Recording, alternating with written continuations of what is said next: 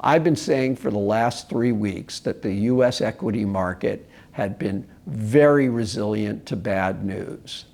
And I've speculated that the reason for the resiliency was because U.S. companies were reporting very strong earnings from the fourth quarter. Even if there was some bad macro news like a bad CPI number, it's very hard for Wall Street traders or investors to sell off their stocks when they're hearing the company just report really strong earnings from the previous quarter.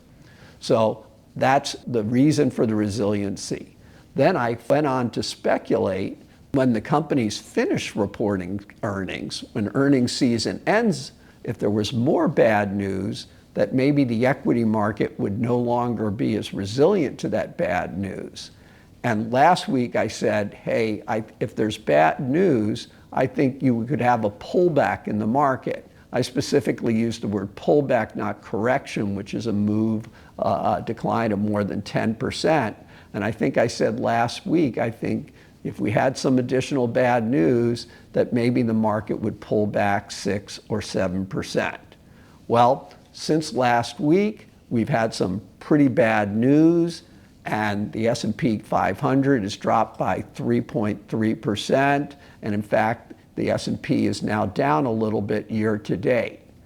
And I'd like to say at this point, I think the market is still being fairly resilient because given the severity of the news, I would have thought I would have been correct with my idea of a 6 or 7% pullback. So what is the bad news and what makes it so bad? Well, in my view, the worst news for the market is if you have inflation higher than the Fed's target and not apparently going down, while at the same time you have the economy slowing down or even slowing down rapidly. And the reason that's so bad is obviously a slowing economy is bad for company earnings, and you definitely don't want the economy to slow swiftly. And if inflation is above the Fed's target, the Fed can't try to cushion that economic slowdown by cutting interest rates because their hands are tied. They have to keep interest rates high in order to fight the inflation. So that's exactly what's the kind of economic data we've been getting recently. Most of the inflation data we got was last month. We had the CPI number, which was higher than expected. We had a PCE number, which was in line with expectations, but really didn't show a slowdown in inflation.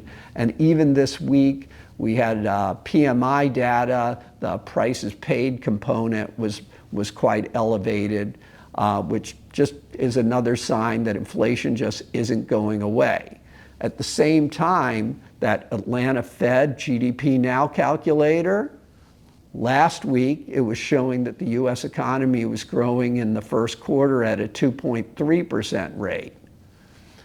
This week, it's showing that the US economy is contracting in the first quarter. Well, what happened? Well, it was that PCE data that came out last Friday. In it showed that the U.S. consumer had reduced his spending. And he reduced it in a way that shows that he's concerned about something, maybe nothing bad happening at the moment, because his income, the month-on-month income increase, was quite strong. It was 0.9%, so he had good wage growth. But nevertheless, he pulled back on his spending and he increased his savings rate by over 1%. So that shows the consumer is worried about something. And consumption is about 70% of the US economy. So if the consumer is pulling back, well, then the economy's not going to grow. So that's the bad news, the bad scenario for the market. And like I said, the market is only down about 3.3%. Now, let me go a little bit into that data and try to explain what things might be causing the US consumer to get nervous. Well, the first thing is inflation itself. It's not going away, and there's probably a lot of consumers, maybe not all of them, that feel like they're just getting squeezed by it. There's also a psychological aspect of inflation. People tend to be very sensitive to things that they buy on a regular basis, and it's easy for them to monitor the cost. So, for instance, filling up your car with gasoline, which hasn't really gone up that much, or going to the grocery store where a huge increase in egg prices has made everybody's grocery bill quite a bit more expensive. And if you have a lot of shoppers in the US, and they're going to the grocery store every week and they're saying, how come these egg prices aren't coming down? What's wrong? And that feeling that there's something wrong there is probably causing them a little bit of angst and reducing their confidence. The other reason that you might see consumer confidence dropping is, or I should say there's two other reasons. The first one is job security. Most of the job numbers that we've gotten so far have been fairly strong, so no one's getting sacked maybe, or some people are, but they're not losing their jobs right now, but they're clearly worried about something. And I think that a lot of that worry comes from the DOGE from Elon Musk, the government reduction. You see these government employees being laid off. And then if you know that for every government employee that gets laid off, that usually results in private contractors also getting laid off. So people are looking around to see, is there got to be a knock-on effect?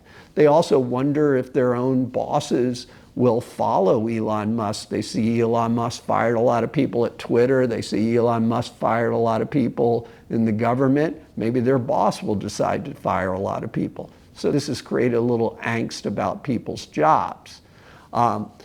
The other reason that probably there's a little bit of angst about their job is people see their CEOs of their company talk institute AI. Well, people wonder if the company's adding AI, that might reduce jobs at the company, that you'll basically be replaced by artificial intelligence. So all that stuff is probably creating a little bit of job insecurity. And just to remind you all, on Friday we have the February non-farm payroll number coming up. It's expected to show the growth of 160,000 jobs during the month. That's got to be looked at very, very carefully. If that's a weak number, sometimes a weak number is good for the market because it means the Fed might cut rates. But I think in this case, a weak number will be viewed as not so good. Anyhow, we'll see what that number is. Then the final thing that's probably causing consumers some angst is all the tariff talk. Now, the tariff talk, I think, at what I've said before, is that if Trump just simply put 20% tariffs on everybody and it was all over and done with, then everybody could plan for it, they'd know what was going on, it wouldn't be so bad. But right now, what Trump has created is a lot of uncertainty. He announces tariffs on Canada and Mexico. Then he announces tariffs on Canada and Mexico are delayed. Then he announces tariffs on Canada and Mexico have started. And we just had the Secretary of Commerce, Howard Lutnick, saying, well, maybe they won't be started, or maybe there's got to be some modification. And in the State of the Union address that Trump just made, he didn't really mention Canada and Mexico as a tariff target. So now all of a sudden we're wondering if we're going to have those tariffs against Canada and Mexico. So this is all uncertainty. It makes people feel like their lives are being played around with. It also makes it hard for businesses to plan. So this also is probably reducing consumer confidence. So I remind you what the point of that all was. Consumer confidence has dropped. Consumers are trying to save more. Consumption is 70% of US GDP, and that means that the US economy is not going to be growing as quickly as before. And then the big question then becomes, will the Fed be able to respond to that by cutting interest rates? And I started off by saying that I thought the market was being pretty resilient to this good news. And that's because I think the market is assuming the Fed will be able to cut interest rates. And to kind of give a catchy way of saying it is I think the market assumes that a slowing economy is kryptonite for inflation. When the inflation was really roaring and the Fed needed to raise rates a lot, you had former Treasury Secretary and Harvard professor Lawrence Summers saying that the Fed would have to raise interest rates so much to cause a big recession in order to crush inflation out of the economy. Well, just to remind you, what he was saying there is just conventional wisdom.